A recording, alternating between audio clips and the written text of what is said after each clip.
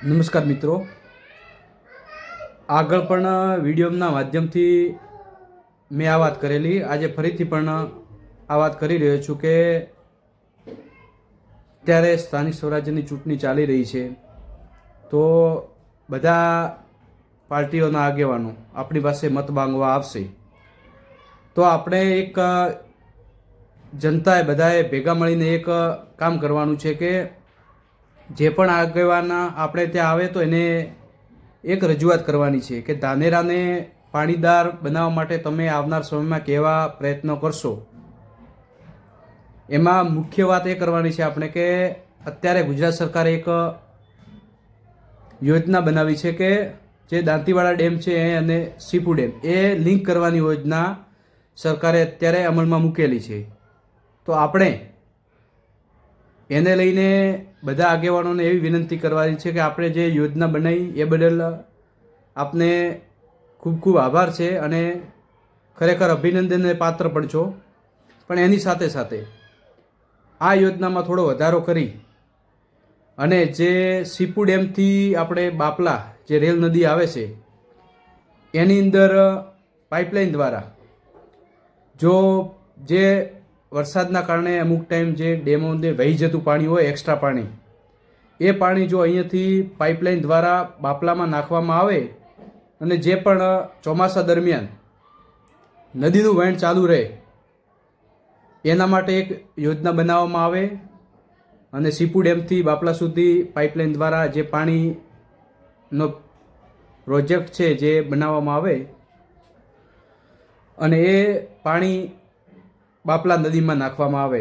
ભલે તમે બીજું ના નાખો તો જે ચોમાસા દરમિયાન જે ડેમો ઓવરફ્લો થાય છે એનું પાણી નાખો, પણ આ યોજના અમલમાં લાવો અને બાપલા ખાતે રેલ નદીમાં છૂટું પાણીમાં નાખવામાં આવે. અને બીજી વાત કે ધાનેરા, આપણે જે ધાનેરા રેલ નદી છે એની અંદર અમુક અંતરે 2 કિલોમીટર કે જે પણ અંતર યોગ્ય લાગતું હોય એ પ્રમાણે ચેકડેમ બનાવવામાં આવે, જેથી કરીને પાણી ધીરે ધીરે સંગ્રહ થશે અને જે એક્સ્ટ્રા પાણી આપણે વહી જાય છે એ અમુક અંતરે રોકાશે અને એ પાણી સીધું જમીનની અંદર ઉતરશે.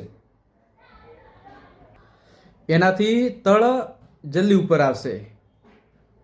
ચેકડેમ બનાવવા અને આ જે પાણીનું વહેણ ચાલુ કરવું, આ 2 મુખ્ય પ્રશ્નો છે. એ આપણા વિસ્તારમાં જે પણ આગેવાનો આપણી પાસે આવે તો એમને આ એક રજૂઆત કરજો. આનું તાજું ઉદાહરણ તમને બતાવું. કોઈને કહેશે કે ઘણા લોકોનો મિત્રનો એવો પણ પ્રશ્ન હશે કે આનો કરવાથી શું ફાયદો થશે, આ બધું કરવાથી. તો આ બધું કરવાથી પાણીનું કારણ છે જે વહેણ હશે એનાથી જે પાણી જમીનમાં ઉતરશે ને અને એના લીધે પાણી તાત્કાલિક ઉપર આવશે.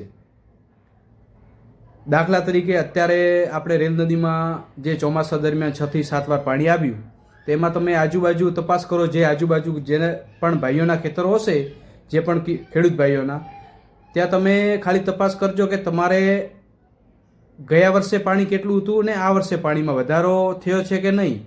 એટલે તમને ખ્યાલ આવી જશે કે પાણીમાં કેટલો વધારો થાય છે. એટલે વહેણ ચાલુ જો થાય અને અમુક અંતરે ચેકડેમ બનાવવામાં આવે તો આવનાર સમયમાં 4 થી 5 વર્ષમાં ધાનેરા સંપૂર્ણપણે પાણીદાર બની શકે એમ છે. એટલે આ તમામને વિનંતી, બીજી કોઈ બધી માંગણી કરવા કરતાં આપણે લક્ષ્ય એક જ હોવું જોઈએ, પાણી માટેનું. બીજો વિકાસ નહીં થાય તો અત્યારે ધાનેરામાં ચાલશે, પણ જો પાણીનો પ્રશ્ન હલ થઈ જશે તો પછી આવનાર સમયમાં બધો વિકાસ પણ થઈ જ જશે. પાણી હશે તો વિકાસ થશે અને પાણી નહીં હોય તો વિકાસ થશે તો પણ એનો કોઈ મતલબ રહેતો નથી. એટલે તમામ મતદાતાઓને એક વિનંતી આ કરવા આવ્યો છું કે તમામ આગેવાનોને વિનંતી કરજો અને આગેવાનોને પણ એક ખરેખર વિનંતી કરીએ છીએ કે એક ધાનેરાના ખેડૂતોનું હિત વિચારી તમામ પક્ષાપક્ષીથી ઉપર રહી અને આ બાબતે યોગ્ય રજૂઆત કરો એવી નમ્ર વિનંતી છે બધાને. મિત્રો, આ વાત જો યોગ્ય લાગી હોય તો તમામને આ વાતની નોંધ લઈ અને રજૂઆત પણ કરજો અને આ વિડીયો પણ શેર કરજો, જેથી કરીને આ વિડીયો બધા સુધી પહોંચે અને આપ રજૂઆત કરશો તો બધા આગેવાનોના મગજમાં આ વાત આવી જશે કે આપણે ખેડૂતો માટે આ વાત કરવાની છે.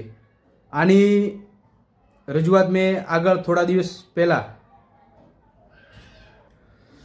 વસંતભાઈ પુરેચનું એક ઇન્ટરવ્યૂ ટેલિફોનિક ઇન્ટરવ્યૂ લીધું હતું. એમાં એમને આ પ્રશ્ન મેં પૂછેલો કે આ બાબતે તો આપ શું કરશો, તો એમને યોગ્ય આશ્વાસન આપ્યું હતું કે આની રજૂઆત અમે કરશું અને જે આ યોજના છે પાઇપલાઇન દ્વારા પાણી નાખવાનું એમાં ઉપર 100% કામ કરવાની ખાતરી આપી છે. તો આપ તમામને વિનંતી કે આ બાબતે બધા આગેવાનોને રજૂઆત કરો. આ બાબતે ડામરાજી રાજગોર એમને પણ આશ્વાસન આપ્યું છે કે આ બાબતે અમે પૂરતા પ્રયત્નો કરીશું. તો આ બાબતે હવે આપણના ધારાસભ્ય ભગવાનદાસ પટેલ છે અને ધારાસભ્ય માવજીભાઈ દેસાઈ છે, પછી નથાભાઈ પટેલ છે, જોઈતાભાઈ પટેલ છે, મફતલાલ પુરે, તમામ આગેવાનોને વિનંતી કરો કે આ બાબતે ખાલી રજૂઆત કરો અને આ કામ થવું જોઈએ એવા પ્રયત્ન બધા મળીને કરશો તો 100% ધાનેરા પાણીદાર બનશે એવી મને પણ પૂરી ખાતરી છે. અને આપને વિશ્વાસ ના હોય આ બાબતે કે આથી પાણીદાર બની શકે એમ છે, તો આ જે મેં તમને આગળ કીધું એ પ્રમાણે જે નદી કાંઠે જેમના ખેતરો છે એમને ફોન કરીને એકવાર જાણી શકો છો આપ. તો મિત્રો, આ વિડીયો વધુમાં વધુ શેર કરજો અને રજૂઆત કરવાનું ના ભૂલતા.